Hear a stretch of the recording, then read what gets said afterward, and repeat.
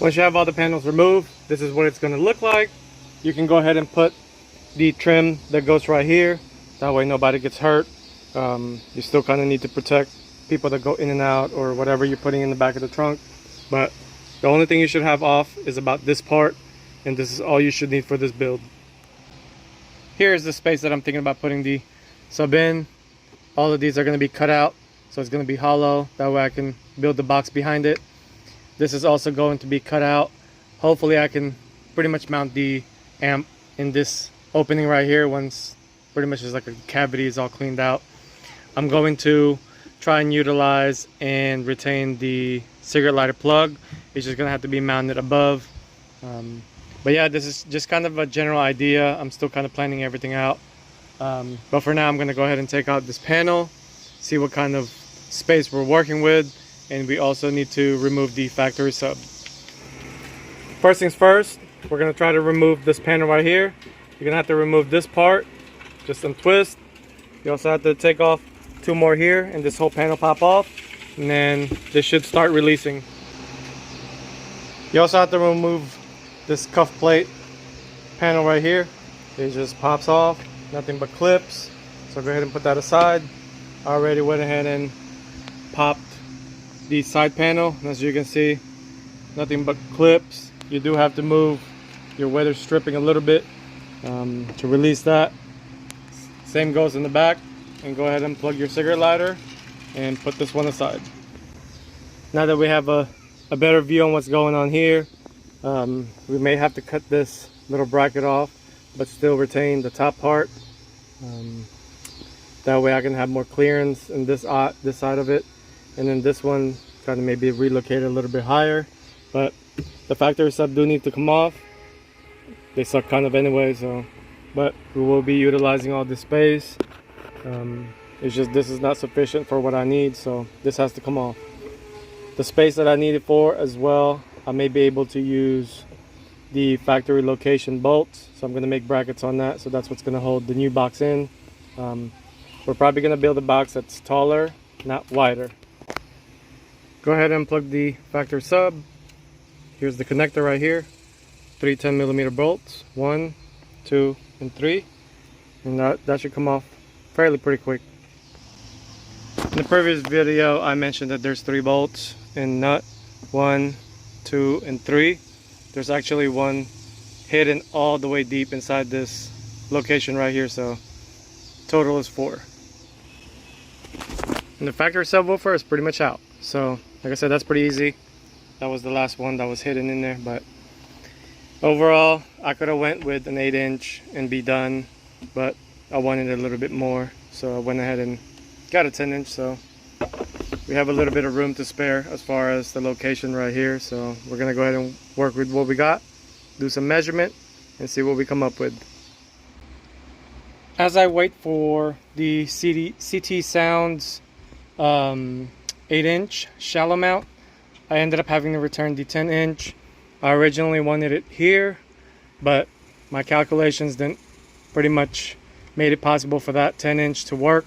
I only have about 6.5 inches to get it to sit behind the panel, so I ended up going with an 8-inch shallow mount from CT Sounds, returned the 10-inch, and I'm waiting for that. But for now I'm running the speaker wire right here for the sub, and the blue wire will be for the remote turn on. I found out that this number 10 right here is an ignition signal, so I'm going to tap in the remote turn on for that. Common sense is pretty much just zip tie it along the harness, and once you get to the bottom, here's what you're working with right here. Just kind of zip tie it along, and then when you get to here, slip it onto that little crack, put a little tape, zip tie it to that cable, and when you got right here, make sure you run it underneath the airbag and not wrapped around it. So that's common sense, but I still have to mention it. So once you get to here, just zip tie this last one, since the amp is going to be under here on the driver's side. So I'm going to show you what the amp looks like. I'm actually just prepping everything and putting all the wires on that one, and then but for now, since we're waiting on the sub, we're going to go ahead and pretty much run this and get it prepped.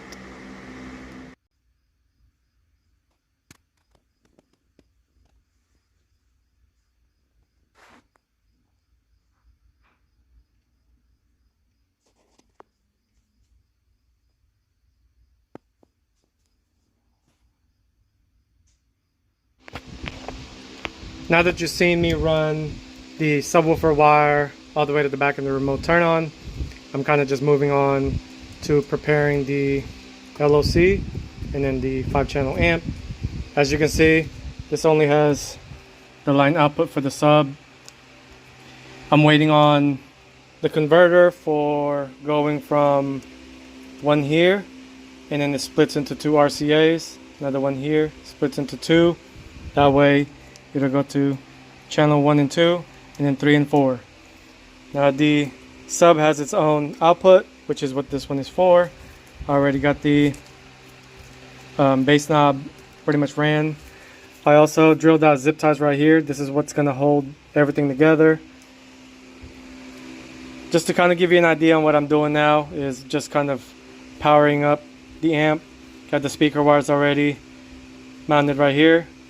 The sub output that we ran to the back is going to go right here, which is the fit channel.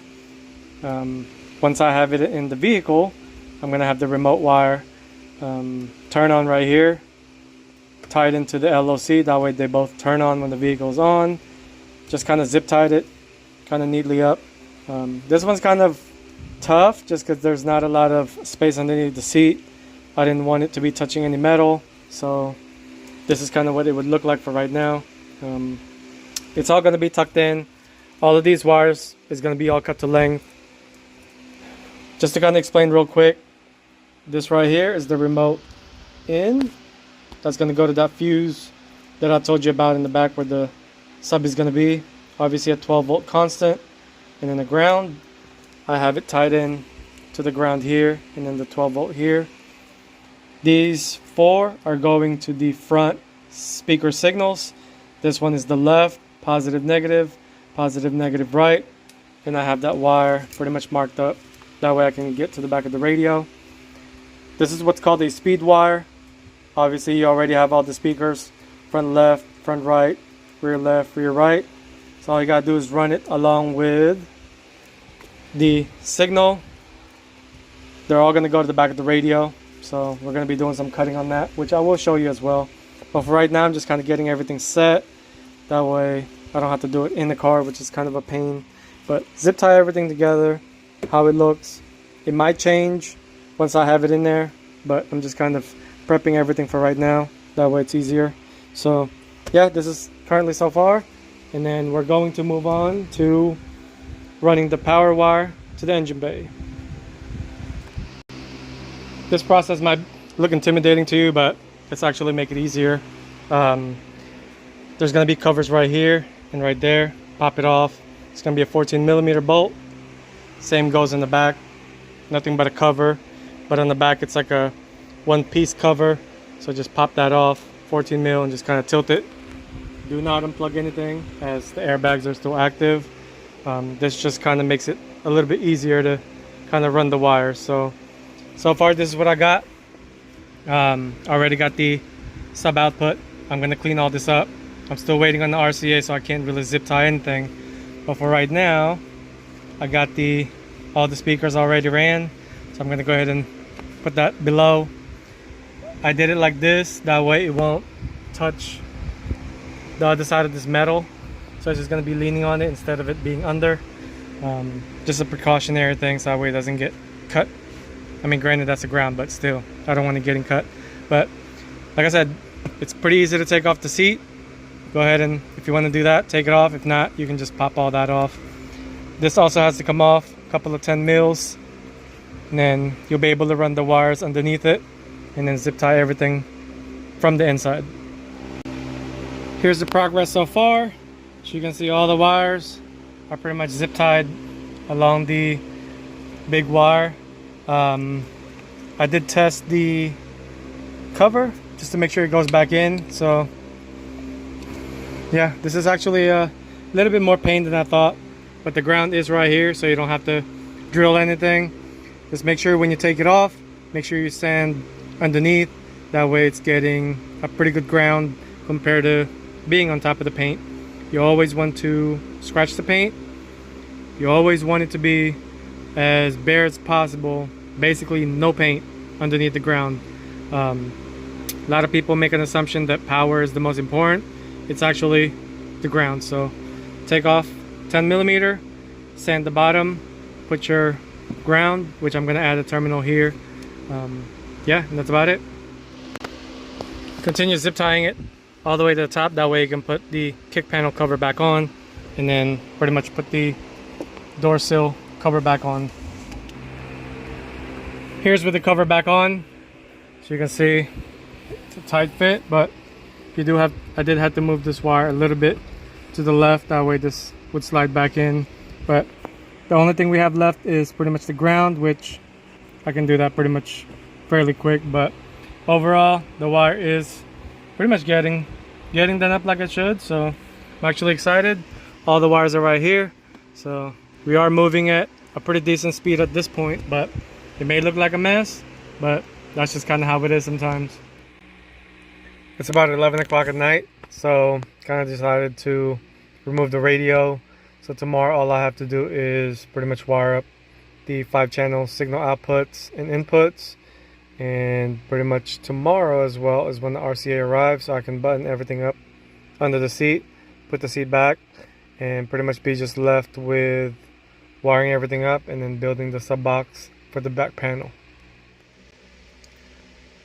So pretty much in order, you're going to be taking off this piece right here, nothing but clips, unplug the push button, and then along with this one, just go ahead and open the door a little bit and then pop this side off, and then pretty much pull it out. As you can see, it's nothing but clips, so just go ahead and put that back since the door has to close. And then pretty much this whole piece right here, also nothing but clips, but just kind of like slowly work your way up and down a little bit, and then this part catches on the little lip, so just kind of pull it up slowly. And then you're going to be taking off Phillips right here, because there's 2 clips in here that kind of goes into a slot in the radio's body, so you're going to have to move it just a little bit forward, that way this thing slides out. You're going to remove 4 8mm bolts, one here, here, and then there. So you can see you're going to have to move this whole lip right here backwards, just enough for those 2 locking clips right there, the 2 white pieces. It was like that.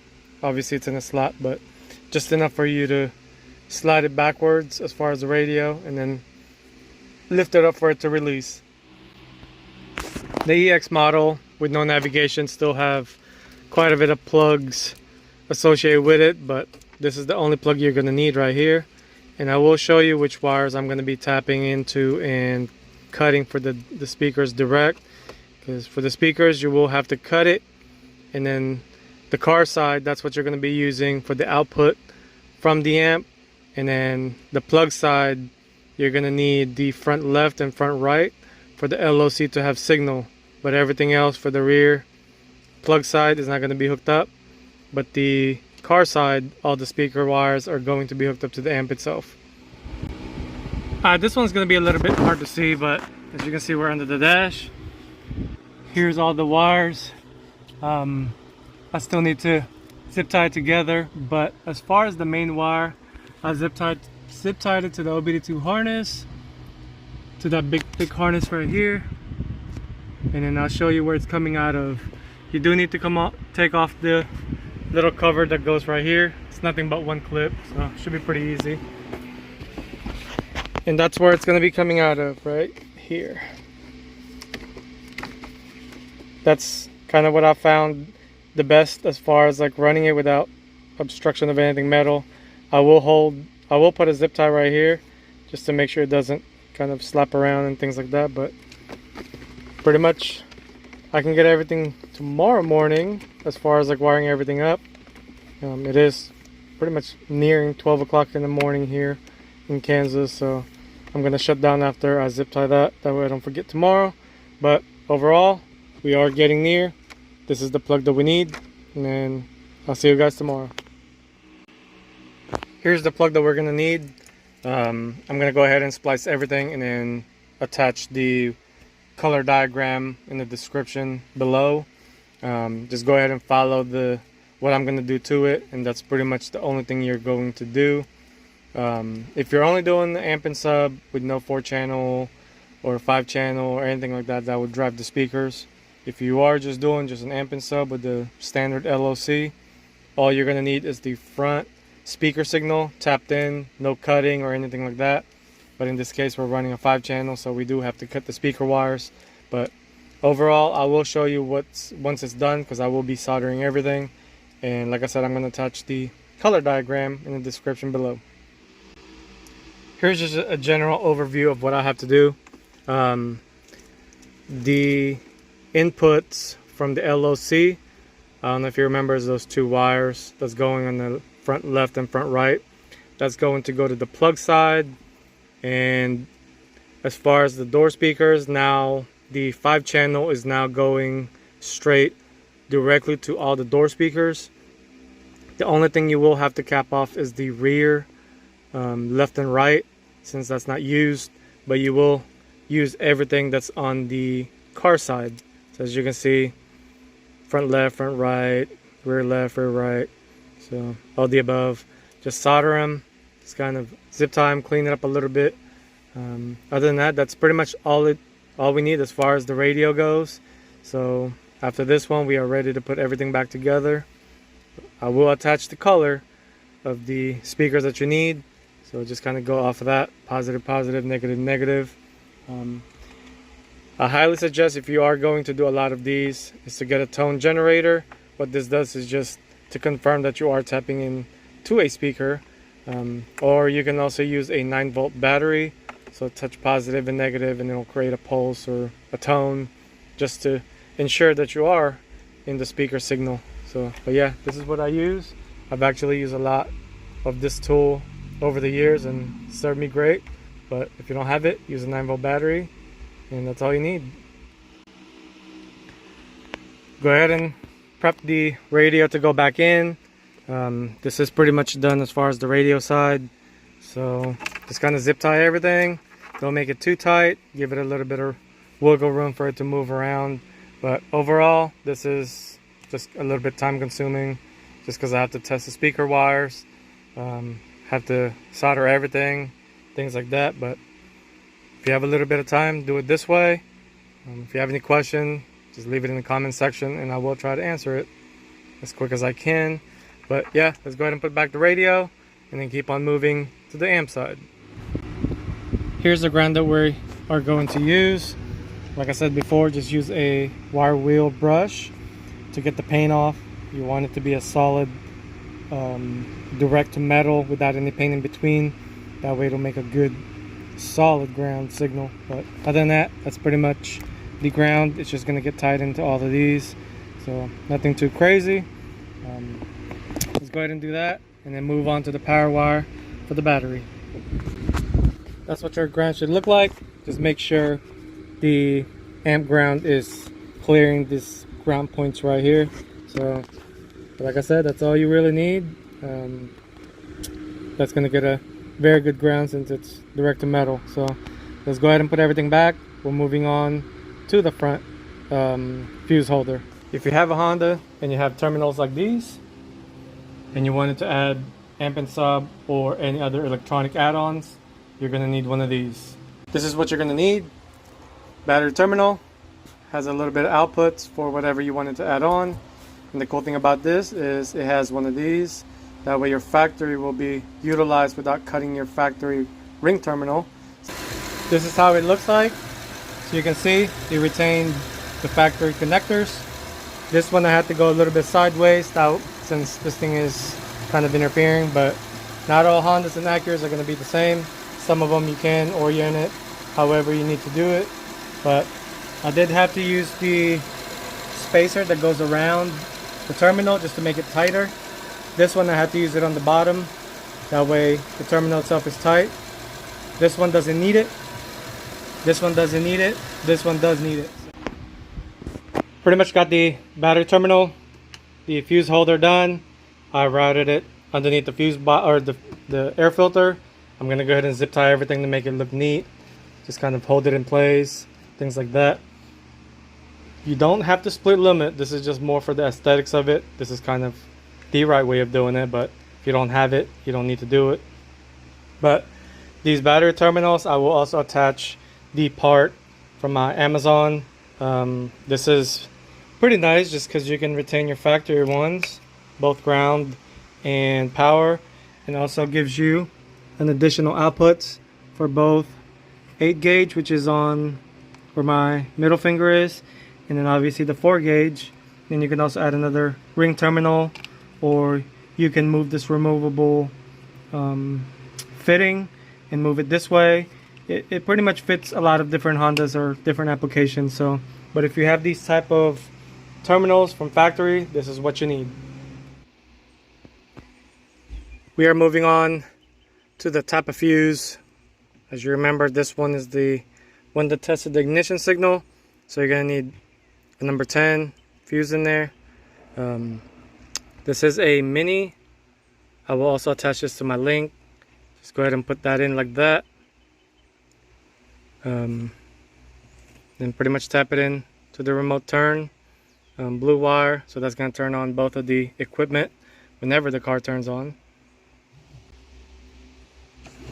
And pretty much that amp has a remote turn signal power now.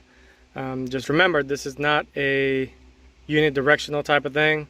You always want to check which side provides the power, which in this case it'll be this side, the bottom one. So it's going to the fuse and then to the accessory it's trying to power. So in this case, in the event the amp has issues, it'll blow the fuse instead of it keep constantly getting power if you would have flipped this around. Here's what the RCA looks like. This is just a standard 2 males on both ends.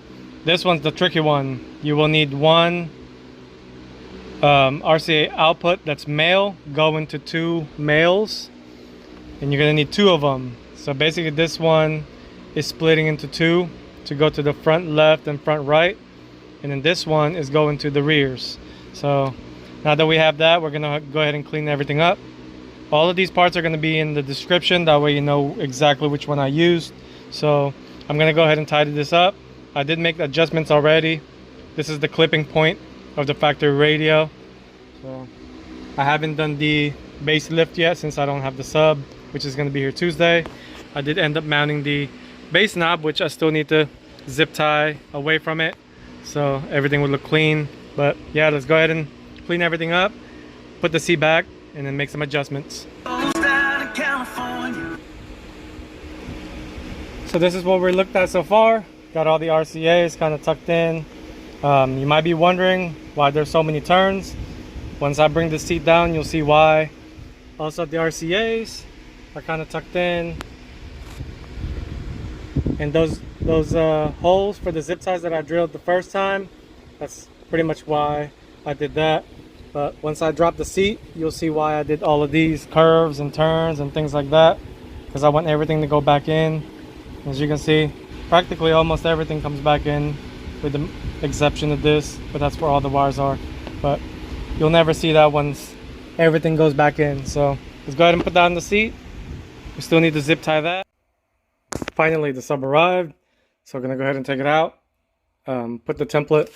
You can use this and cut the opening for the box that I built. So yeah, this is not packed pretty nicely. Shallow mount setup, so it's not too big, but for the space that I'm working with, this is actually fits perfect. So let's go ahead and cut out the opening and pretty much test fit it. So I just ended up building a small box just for this particular corner right here. I will attach the dimensions that I used that corresponds with the space and recommendation from CT Sounds, which is 0.35 cubic feet for sealed. So this is pretty much the same cubic feet. I ended up using the subbox.com, so it'll give me the dimensions for creating this box. So I ended up wiring it. These are the two 4 ohms, 2 4-ohm coil. You're gonna wire it to a output of a dual 2 ohm or a single 2 ohm. So you're gonna have the negative and the negative together, and then the positive to positive, and then this is pretty much going to the terminal. So this sub itself right now is gonna drop down to a 2 ohm load, which is what the amp requires and produces. It produces 2 ohms at 300 watts, so this is a perfect match for it. So like I said, I will attach the dimensions for the box. If you cannot do it, or if you don't have any table saw or any tools like that, you can have a shop pretty much build it for you with the dimensions. But I had spare wood, so might as well make it. I also did a little bit of dynamite all around it. That way, hopefully it'll help with the vibration and things like that. But I'll go ahead and mount it, test it, and then go from there.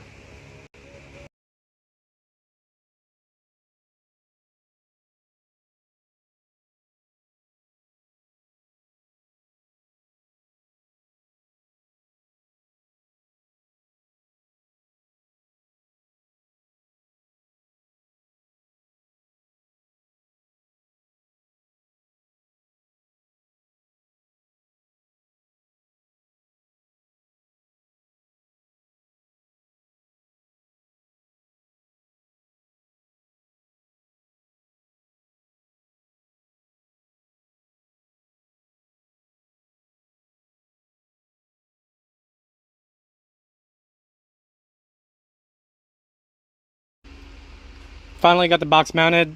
You might be wondering how it's going to be in place there. Well, I used the factory hole from the factory sub, and then also there's one behind it.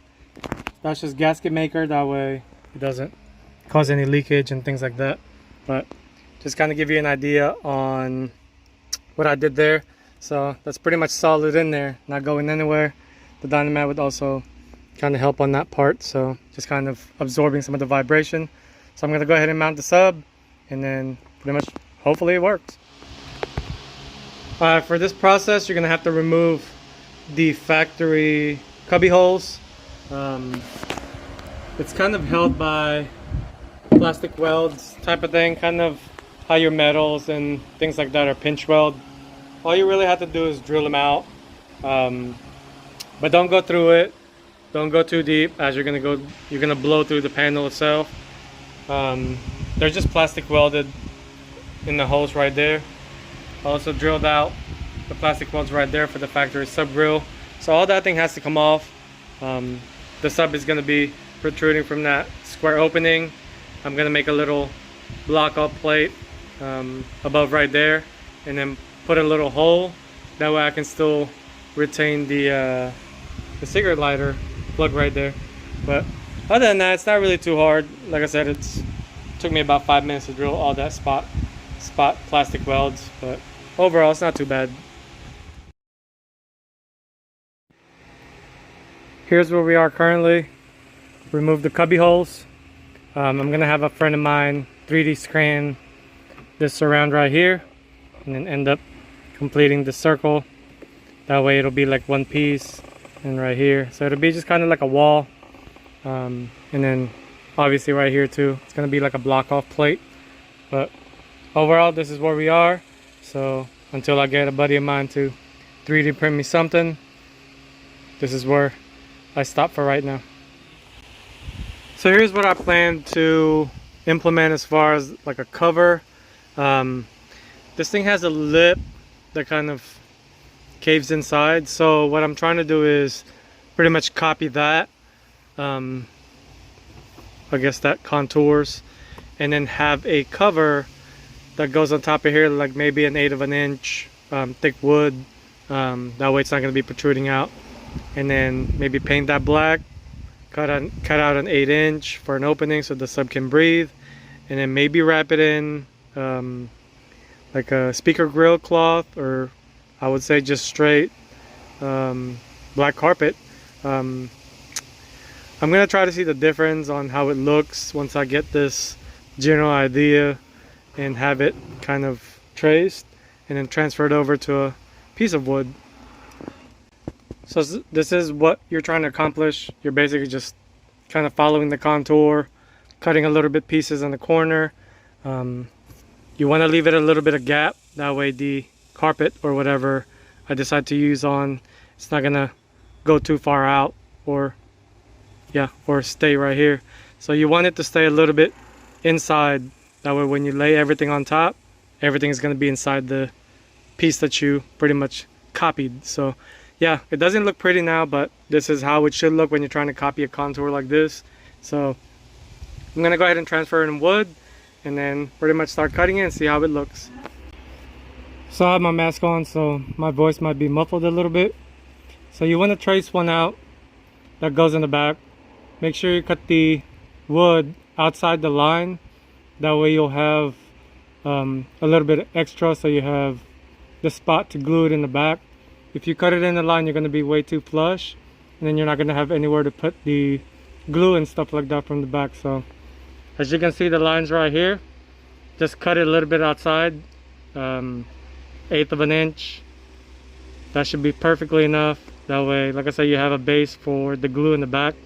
So yeah, just pop that little cover off, put your paper, trace it out, and then cut it out. So here's kind of what you're aiming for. I'm just kind of holding it by finger, obviously. You still need to cut a small opening. That way the sub can breathe. That way if it hits a low frequency, it's not going to hit this panel, since it is pretty close. So that's the reason why I cut a hole. You could pretty much wrap it the way it sits, or you can wrap it with the speaker grill cloth. That way you can kind of see through it. I personally think I'm just going to go ahead and wrap it with carpet, just to kind of make it look like that. I might throw a 10-inch speaker grill just to kind of cover all that hole, and I still need to finish the one up top. I'm going to put a USB connection on it, or I might just drill a hole right here, or pretty much do it on the side actually. That way this is just going to be a cover. So, but yeah, I'll go ahead and pretty much wrap it in carpet and then see how it looks. So I'm just finishing up wrapping the cover. I just ended up doing the carpet. Got a circle, that way the sub can pretty much have a free excursion. That way it doesn't hit. So when you wrap the circle like this, you want it to extend. Don't cut it evenly to the hole. Kind of cut it just a little bit out. That way you can pull it. So this is what you should end up with. So I'm going to go ahead and cut the excess, let it all dry, and then pretty much mount everything to the actual panel. So I did this pretty much last night. I have to take the whole panel off, glue it from the back, add a couple of screws and things like that, just to kind of support it along with the top piece right here. So what we're gonna do is take off the old cigarette lighter plug, and we're gonna be drilling a new hole to mount this. You don't have to, but I kind of like to have it just for having my kids in here if they want to plug something in. I'm gonna be using a step drill bit, so you're gonna be drilling a little bit slower than normal, just to kind of match the profile of this hole, and then pretty much just put everything back in, so you'll still retain the cigarette lighter.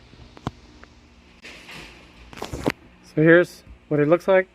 Like I said, the whole goal for this build is to not lose as much space, I guess, and functionality of the van.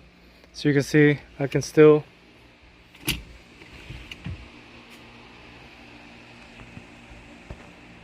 fold it down like normal without hitting it, and the 10-inch grill is going to completely pretty much clear all that little corner, just to protect it from the kids and whatever they put in here, since they do play sports. So gotta protect the sub a little bit. But anyway, this was the last touch, so I dabbed a little bit of glue in the back just for, I guess, my peace and assurance. But overall, this one took a little bit longer than I expected, but just like any other install, you kind of have to expect things like that. But if you want to attempt this kind of install, you're more than welcome to.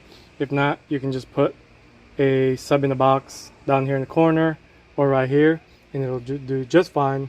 But in this case, we do use these, and I like to be able to just flip the seats and fold them down the way they should be. So this is what I came up with. If you want to attempt it, that's cool. If not, hopefully you do something different. But overall, that pretty much completes the install, and hope you learned something. Here it is, guys. Here's the final product. I just ended up buying a basic $8 Amazon type of thing, like a grill. As mentioned, I did retain the cigarette lighter plug deal. And then along with that one, as you can see, it's pretty close fit. That's how close it is. So everything worked out like as I planned. But hopefully, guys, if you decide to attempt the same setup, I will leave the dimensions of the box in the description along with the wiring colors for the speakers. So, but yeah, if you guys have any questions, feel free to leave me a message, and please don't forget to click subscribe. Thank you. So last minute thing, I ended up adding a LED strip just to give it a little bit of a mood lighting type of deal. It does turn on and off with the vehicle. So yeah, just a little something.